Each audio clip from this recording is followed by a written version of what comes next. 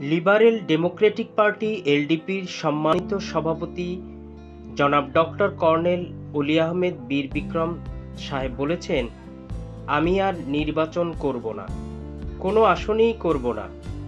সেই সিদ্ধান্ত নিয়ে ফেলেছি, কারণ সময় থাকতে দায়িত্ব হস্তান্তর করা ভালো। আজ আমি আমার বড় ছেলেকে আপনাদের সামনে নিয়ে এসেছি। সে আমেরিকা লন্ডনে লেখাপড়া করেছে। গত 20 বছর ধরে বিশ্ববিদ্যালয়ে শিক্ষকতা করছে।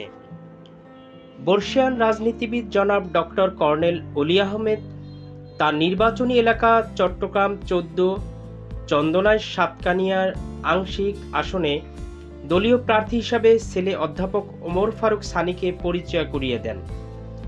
জনাব ওমর ফারুক সানি এলডিপির সম্মানিত প্রেসিডিয়াম সদস্য। তিনি ছেলেকে দেখিয়ে বলেন, আপনাদের চিন্তা হচ্ছে আমার স্থলাভিষিক্ত কে হবে, আপনাদের ছায়া দেবে কে? সে আপনাদের খেদমত করবে। আমিও যতদিন বেঁচে থাকব আপনাদের ছেড়ে যাব না। তিনি বলেন, সঠিক সময়ে দায়িত্ব হস্তান্তর করা উত্তম। এর মধ্যে সে ভুল করলে আমি ঠিক করে দিতে পারবো। সুখে দুঃখে আপনাদের পাশে থাকার দায়িত্ব আমি আমার ছেলের উপর অর্পণ করলাম।